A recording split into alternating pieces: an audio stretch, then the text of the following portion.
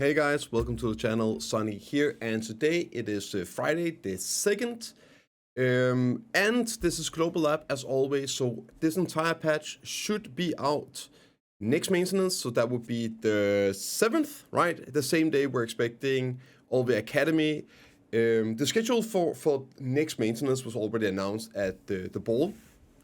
I haven't read this through yet. I am expecting delays. Once they delayed the Alchemy Stone, of course they're going to take some time to work on that, and that time comes out of other projects, right? But the big things for next patch was going to be RBF and the Olvia Academy. So let's take a look. Let's see what's in it today. Okay, so character stuff, good, more Seraph, she needs it. My biggest issue, might as well like here before I start reading this, my biggest issue with Seraph is visual clarity. Pretty much all my problems with her right now, I really like her, by the way, I'm going to keep playing her for sure, boils down to visual clarity. I know some people don't like the BSR stuff, I don't really mind it that much, considering I hate resources in class like power-ups. It's like, it's playable. But the visual clarity, like where you are in your flow combos, also the cooldowns, that's probably the worst. Cooldowns not switching over, so whenever I go light form or dark form, I want the cooldowns to get replaced, to just change in my UI. Like I don't have enough like actual cooldowns on the class to show all my abilities. It's pissing me off. And then also like whenever my BSR buff runs out, it would be cool if there's like an actual visual clarity about this, because with all the buffs you have, it just gets disappeared in there. So that's my big issues at the moment. Okay, let's take a look here. Seraph class was given the ability to enhance Rabam skills. This enhancement focused, that was quick, I thought it was going to be a bit longer before she got Rabams, on supplementing on forward guard skills, which is very nice for PvE. I don't think she's nearly as squishy as people make her out to be. One of her heals were bugged, she got another heal now, and if you actually use your mobility and get back attack, she's not going to take nearly as much damage. She feels squishy for a DR class, but she doesn't feel squishy for a BDO class. But yeah, forward guards is just going to make it so nice and so chill. Especially when Divine Oath is activated and adding a super armor attacking PvP. Okay. She's gonna be, I'm so happy she's my main since 2014. When Oathson is activated, all skills enhancement Rabams have been added to the rush skill, enhanced mobility. Okay. Right. Main hand opening, Rabams light. Skill enhancement. So let's take a look at it here. There's just the two options for 56. 3 options? Wait, why is it 3 options? Shouldn't be 2 options? Am I old? Okay, this looks absolutely crazy cool. Wait, this is this is like a movement, forward movement, Gravedigger slashing combo. Holy damage. Okay, so copy image, we're gonna go in here, we'll take a look at all the stuff. So, Shift X, is that 9-second cooldown? That looks like 9-second cooldown. 3k, and then the big hit is 20k, 50% crit, super armor, and then PvE, 33% PvP damage. This is nice. Another super armor PvP damage hit. Juicy. And then we have another one here. Let's see what we got. 9-second cooldown again. 5k, 12k, 20% crit, health restore per successful hit, and a forward guard. Bound down attack. Okay, so this is like a forward guard heal ability. Seems a bit slow, doesn't it? Okay. So, this is basically Pulverized Tempest, but you move further, like Awakened Warrior, Pulverized Tempest. This is pretty much that ability, just bound into one. The forward stepping is further, but like Awakened Warrior does the same. I'm curious about the heal, it's a bit low, the damage is a bit, I guess it might be good. I don't know.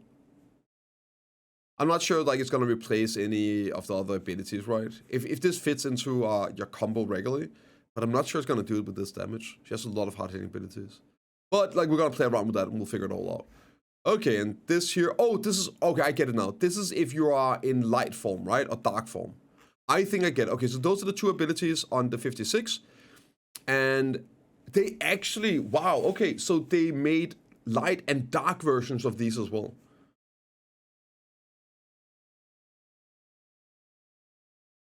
Ah, no, this, okay, I get it now, So this here has a light and dark version. Only this one. The first one does not, that's why the damage is so high and to begin with. It's because that is just that version for main hand purpose. And then this one here, the heal one, it has a light and dark version. So I'm guessing that's obviously going to be more like a PvE focused one, right?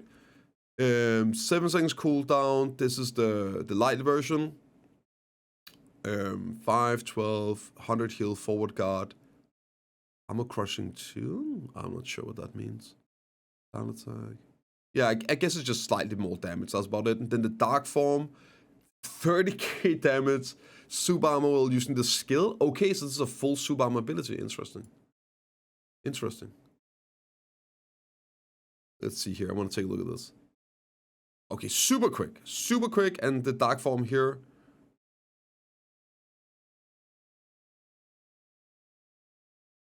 Oh, she transforms. So like, what's doing here? Okay, so this is the actual ability. That's a long movement super armor dash, right? With a pretty chunky hit. Okay. This is great. One of the biggest issue with the dark form really is mobility. And this is super armor mobility as well. Okay. So far, so good. Now let's see the 57 ones.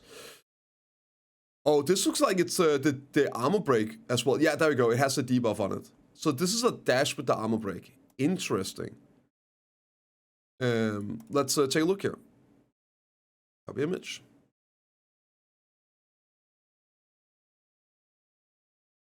So 6 seconds cooldown, 10k damage, crit, restores divine power per hit. I guess that's the super armor starter skill, hit with successful damage, knockback. Okay, so it has a CC as well. And it does give the armor break debuff. I guess this is cool for closing the gap on a pack. Like, you solar flare in. And you apply the armor break right away. Yeah, okay. Movement is always great. And let's see what we got here.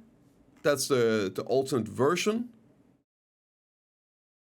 That, oh my lord. What is this? What is this thing? Okay, this looks...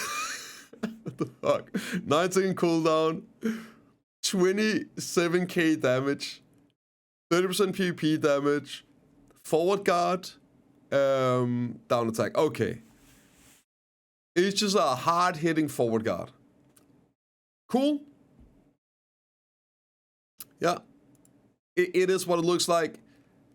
A big chunker. You see the forward guard icon up here. Oh, it has a long linger as well to it. Okay. That looks cool. I don't know how good it is, but yeah, that looks cool. Does she have any long range like catches? I don't think she does. Yeah. I mean, this could be cool as well in PvP in a 1 versus 1, right? You land a CC, maybe get the KD. Boom. Yeah, you move in, you close the gap. And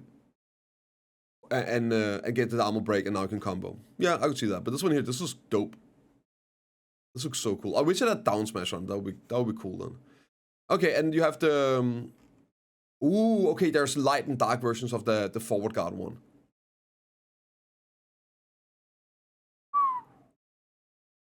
Okay, so that's just like a holy moly, bro. Yeah, it's actually just a bit of range to it. That's cool. The damage is let's just copy image here. Let's bring it in. Let's take a look. Monster down. Yeah, so it's the same, just more damage basically. A bit more damage. Wait, does it even have more damage? I'm curious right now. Wait, isn't that the exact same damage?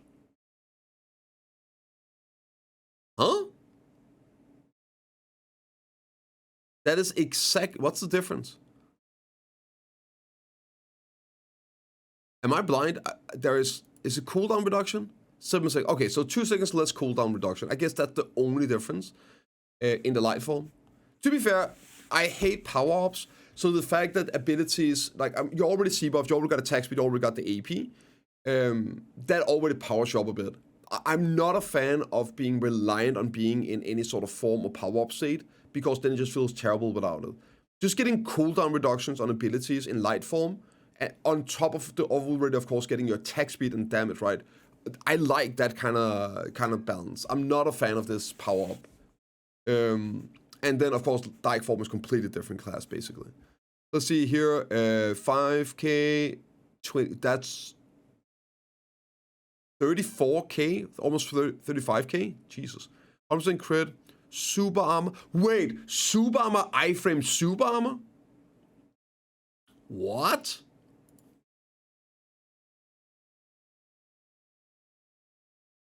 Wait a minute. Look at the red. Damn. Wait a minute. Okay, that's a cool ability. The range as well, it's getting exactly what it didn't have before on the dark form. Movement and protected movement and that.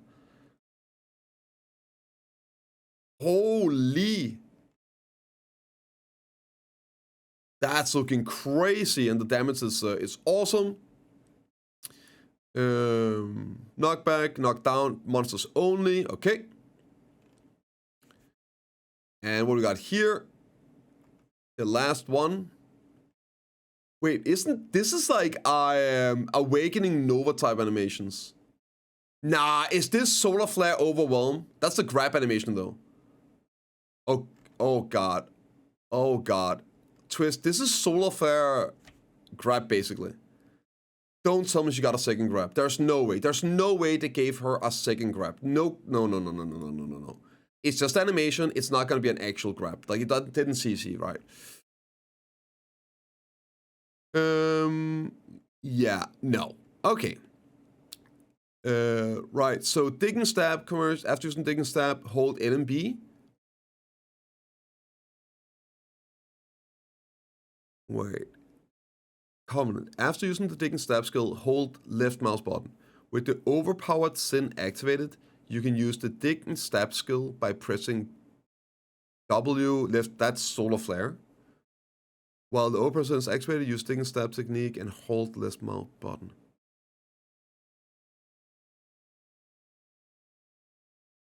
It is super armor. When a hit is successful, the target suffers bleed. Does this mean you can use it twice? It's a linked twist pool.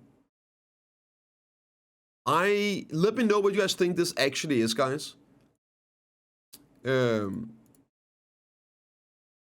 mean that's clearly the W LMB, the Solar Flare, and then the grab animation, but doesn't do the grab.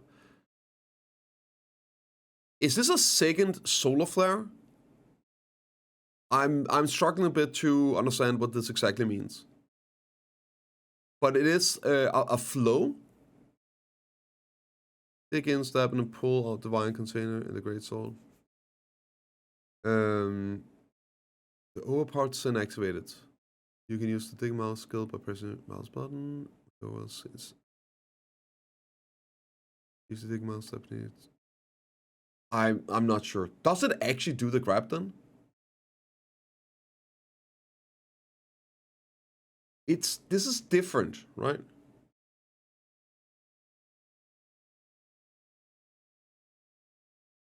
Covenant and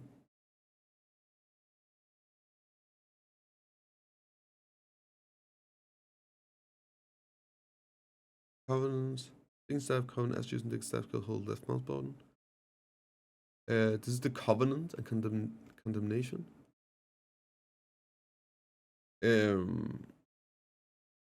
I'm not sure what this is, but it is a linkage, so it might just change the ability a bit. I'm thinking like Sock Dosa and the Q block. When you have one of the Rabams, it changes the Q block. It's not an actual new ability. It just changes how it works and what you can do. Yeah, I'm not sure what exactly this is and how this works. But yeah, this is the light and the dark version, right? I guess there's a dark version as well.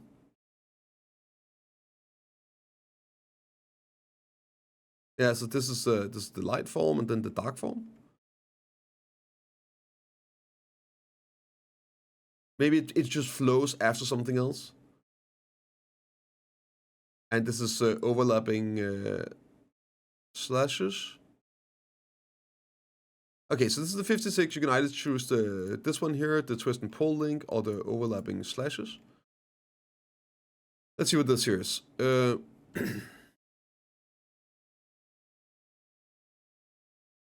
Passive.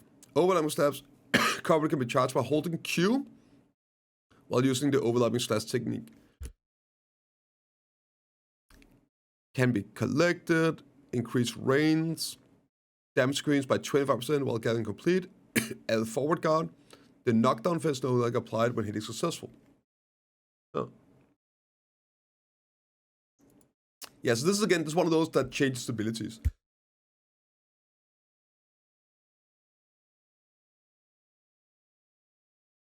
I'm not really sure what ability this is.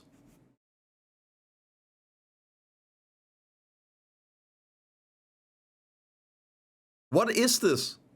I'm so confused. Damage screens by 25, we got complete. Add forward guard. Self skill is changed. Okay, so it's the, I get now. The overlap slash covenant. So I think that's one of these up here, right? That's judgment. Is this one? Might be the first one. No, that's the horizon. There we go. Covenant and condemnation. I'm guessing that's the one that gets changed if you use this one, right? Let's see if the animations is similar. I don't know. I really don't know. But yeah, it looks like it's some power-up versions of the abilities where you can channel up, basically like a reckless blow kind of deal, but it loses the CC. So it's an ability that has, maybe it's a shift LMB. I mean, I guess it makes sense if it's shift LMB because it loses the knockdown, right? But then you can trade that for damage instead.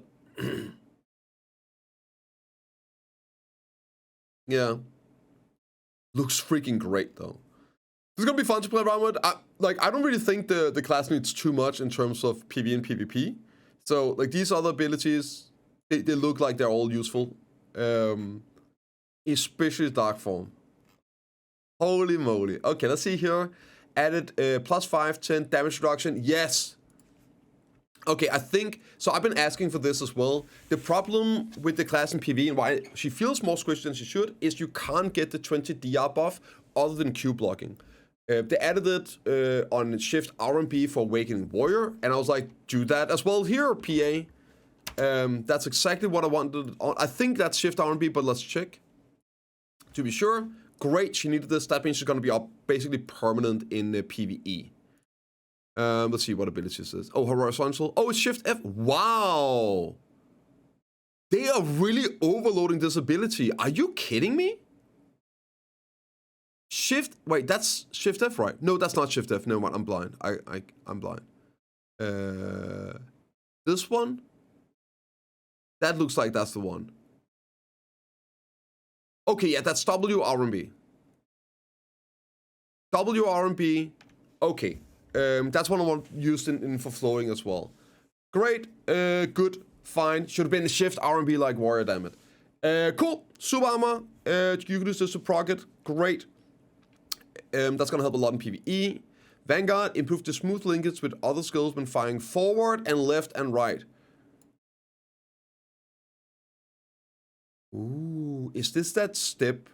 If this is another, like, this is probably my biggest issue with the class. It's the step whenever you go like side forward or anything. Every time you stop your dashing, she stops up. There's a little stutter there. It's so annoying. I hope that's what this fixes. If that's what this fixes, huge W. Condemnation, Dark Form, the hidden enemy, the cancel activation that increases the activation speed when chaining where specific ability has been removed. Now it always activates at the same speed. Okay, there are some of those that are super annoying on linkage. I'm playing with around a bit with Dark Form. It's fun. Improve the smooth linkage with hidden enemy skill when using all condemnation skills. Good. Is this shift LMB? I need to check. Shift LMB I found to be so annoying. Oh, it's the side dashing. Okay. Ooh, that's good. This is a great ability, but yeah. You use this to go behind enemies and all that in PvE. Let's see here. The defense judgments have changed from super armor to forward. Oh, it's super armor into forward guard. Now it's going to be super armor all the way through. Yeah, that's huge. Awesome. Big issue for Dark Form to be functional in PvP, large scale, which is what it can do. Just needs to be changed a bit. This is one of them. It has too many forward guards. It needs some more just full-on super armors, but it's also getting them here in the Rabams plus movement. I could see Dark Form finally being playable in group PvP, like large-scale stuff. Destruction increase effect. The skills, user skills been removed. I think that's the passive. Add an effect to increase damage reduction when using skills. Cool. Defense judgment change from super armor, forward guard to super armor all the way through. There we go. Another one. Which one is this? This is Shift F. Yes, dude. Yes. Ooh, this is gonna be good. That's a one where you slide a bit and a massive freaking KD. That's gonna be great in a group. Change so the skill can be activated alone. Which one is that? The violence one. This is one here. Oh, that's the F one. Alright, okay. Let's see what else is there. Fix the issue where stamina would recover after a certain amount of time when using full pain. And fix the issue where activation speed of the upward sweeping technique would slow down when the skill level increase has been fixed. Cool. Okay. Oh my god. I mean, come on. Delayed content and PA. Name a more iconic duo. Well, unfortunately, as I said, even before we started this, I was expecting some delays. Surely just not on the two most important things, the RBF and the Olvia Academy. Let's see here. While preparing for Olvia Academy and Red Battlefield, oh, come on, improvements, which were originally scheduled to launch in Korea January 7th, January 4th, we've identified some areas that require improvements, and work is underway to address them. Due to this, Olvia Academy has been rescheduled for January 21st. That's the same day as the Alchemy Stone rework. An RBF improvement update will be announced as soon as detailed schedule is ready. So they don't have a schedule for this.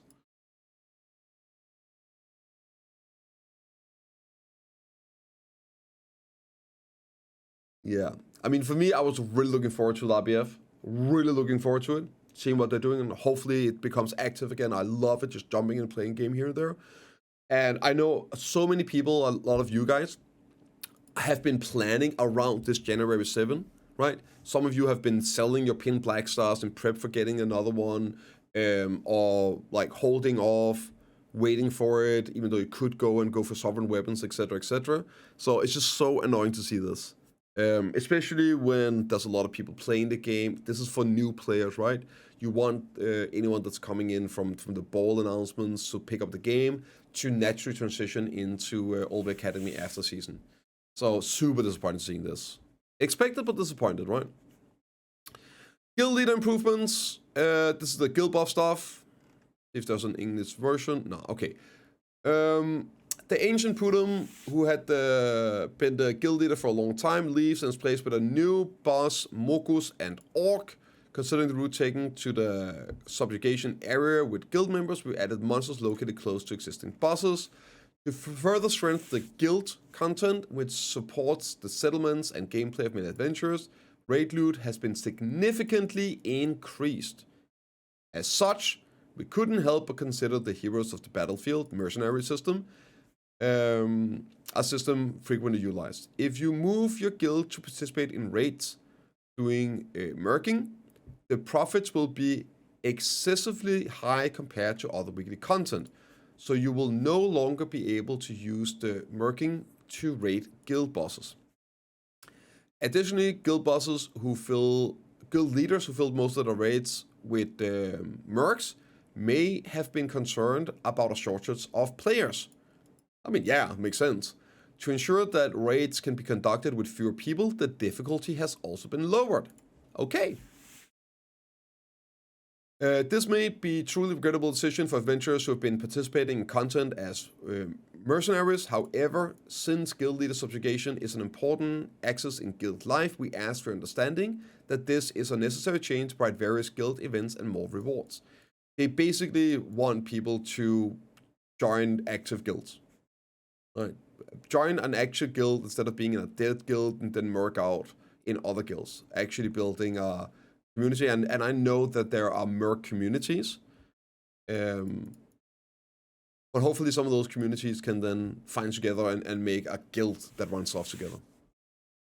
But it's always sad to see, like communities being split up by in-game decisions. Additionally, we diligently prepared various guild improvements, including improvements to the guild UI and convenience, so ask for consideration. Thank you. Okay, guild owner subjugation. Let's see what's in here. Before proceed from the area, move to the guild boss exclusive area to location and proceed. Huh? Oh, so you go in here and you click. Oh, so it turns into sort of like an Olvia realm, Mani realm situation. Ooh, where's all the red players gonna have their fun now? Oh well. When a guild member with authority to summon bosses creates an area, all guild members can enter the raid area from the area where the boss appears. Only guild members belonging to the same guild can enter the area. Duration of the area is 1 hour. When it collapses, characters moved out. Okay. That's the 2 guild bosses. They're going to be spawning here. This looks like Glish. And this here looks over in Medaya. Yeah. Orc and Mogus. Let's see here. For Ferret, the guild leader, giant monster have changed as following. Extra lots, 10% reduction in HP, 15% reduction in HP, 18 and 22, depending on size. So it's easier to do for smaller guilds. Probability of obtaining items when defeating the bosses have changed. Knowledge has doubled. Items increased by 2-3 times compared to before. Rebellious crystals, black spirit crystals, awakened crystals, blah blah blah. Increased depending on difficulty. So the amount of rewards you can obtain with defeating a guild boss has changed. Available rewards are as follows. So cans, I don't know who that is. Ferret. Okay, let's see here. After change, 2 stones of translucent grass. I don't know what that is. Corals, black waves, 200 mil, some more silver, tendons, can scales, black crystal of concentrated magic power. Oh, that's concentrated stones, right? The amount obtained increased depending on level. And for Ferret, they're adding Valks up to 100, shining earth light stones. Isn't that better than Resplendent? Oh, okay, no, it's a shining wind. Okay, so now we get 2 shining fire earth, 200 million silver, plus more, like probably 250 or something. Okay, and new bosses here, getting the same, I guess. Okay. Whatever. Family rotation. Okay, let's see here. The family support, which is paid based on battle, life, and special rotation, is perceived as a small amount that's accumulated and used when needed.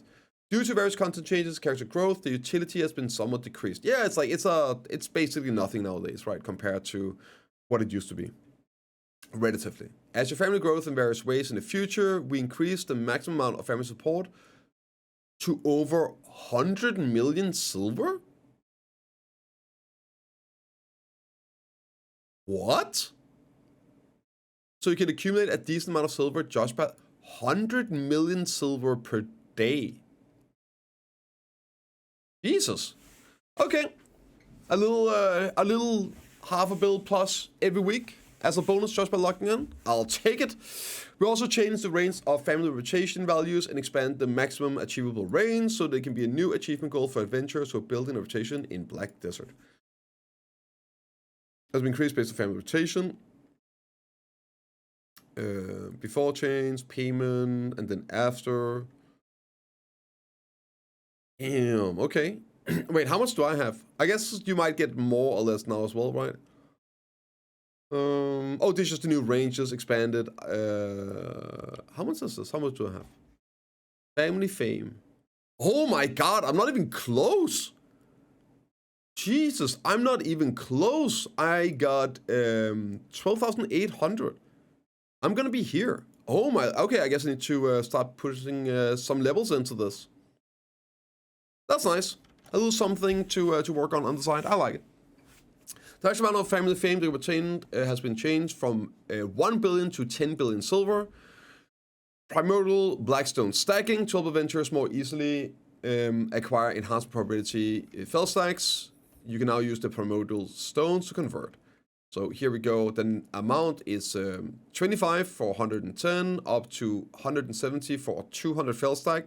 So yeah, you can just instantly create those, similar to what's called Blackstones and Despairs. Now you can use these items here, which are the ones you're getting from the bosses in Land of the Morning Light. Okay, yeah, Black Temple. The health and attack power of bosses in Calamity 8, 9, and 10 have been adjusted. To be fair, like, I think this is really good. Honestly, the lower tier bosses are harder than the higher tier bosses. The newest bosses, Bamboo and Apex, are honestly easier than the other ones, the old ones, and they have higher gear requirements. It's super good value as soon as you can start doing Calamity 8, 9, 10 bosses of Sangoon and Peking, right, and Gumiho. But they are honestly like too hard for the requirements as soon as you start doing them right. You get the regs, they're very, very hard. So good that they're reducing this a little bit. Mountain range, I guess this is Sangoon. 50% HP reduction and attack power reduced by 10%. Gumiho, HP reduced by 10% and attack power 5%. And Bamboo, I'm guessing this is Apex. Large intestine golden. I don't know, 5% reduction. Okay, that's fine. Let's see here. Background NPCs. Whatever. Krogdalo Nest. Okay, we didn't have a date on this. This is the update to the Krogdalo Stable. So some good news, I guess. We improved Krogdalo Nest so that you can now store up to 5 horses, including Krogdalo, the dad horse, the T11, or whatever you want to call it. Additionally, previously, you couldn't directly transfer nests between characters while your horse was out. Now we added a feature so that if your horse is out while transferring the item, it will automatically return to the nest. Finally! Thank you, adventurers, for waiting for this update. What a goated update. Oh my lord. This is just quality of life galore. So happy to see this. Improved to stop to 5 horses in the nest with no restrictions on the type of horse. And the UI has been changed to allow for easier storage and removal of horses doing the numpad. Beautiful, beautiful, beautiful. I love it. So you can have your 3-10s, your dad horse, and your Voltaren in there if you want to. Or I guess you can use it for regular horses as well. I don't know if you're doing... Maybe this can be a feature for horse training. I'm not really deep enough into that. I wonder if you can check in, like, horses you catch in here. That would be sick. If even another character finds a dreamy fantasy horse, it's been improved so they can now use mates to bring it to a bag. Oh, that's what you just talked about. So taking out fixedly by flute hills. Okay. Oh, when trying to find a nest in the Krogdalo, the distance between the character holding it and the horse was taken out will have the effect of the flute held. Unlimited range, 500, 150. For example, if a horse is out a distance 600 from location of the ranger character who owns the nest, the warrior character must first summon the horse in order to bring Krogdalo's nest out through the maid. So you can hold the horn favorably. Okay, yeah. So you still, they basically still want you to have value on your whistles and all that. With the addition of the feature of the nest, the stable, we changed the way you store trade goods and treasure items in your horse's bag to prevent it from being destroyed. Adventurers who have enjoyed the existing processing trade content using horses may be wondering how to proceed with processing trade in the future.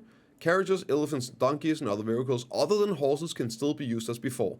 And to ensure that adventurers who have been participating in the existing trade crate experience do not experience any inconvenience, we've reduced the warehouse material transport cost by 1/10 and increased maximum load capacity. Nice. So whenever you're using the trade wagons, it's going to be way cheaper, 1/10, and you can do more. Changes, so store horse back. The cost of trade wagons from warehouses have reduced to 1/10 of the original price, and load capacity has been doubled. And the 1500 from the blessing remains the same.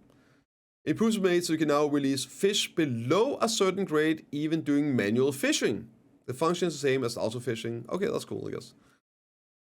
And finally, some changes. Normally, there's nothing here. It's just some, standby motion. Issue with the Shardner costume not being heated. Live costumes all obtain ancient crystals. There's some regular bugs here. Descriptions. Render names, fixture issue, displaying text. Yeah. So that is it. There's some great stuff in here, but completely disappointed in seeing both RBF and Olvia, especially the Olvia Academy being delayed. Yeah, I was 100% expecting some delays. I was really hoping it wouldn't be this much already. But yeah, maybe they are doing it. Realistically, it's because the Alchemy Stone got delayed. They're spending time on that, and then other stuff just gets delayed. It's sad to see, but yeah, let me know what you guys think in the comments down below, and I'll see you all in the next one. And don't forget to use code Biceptimus whenever you're swiping.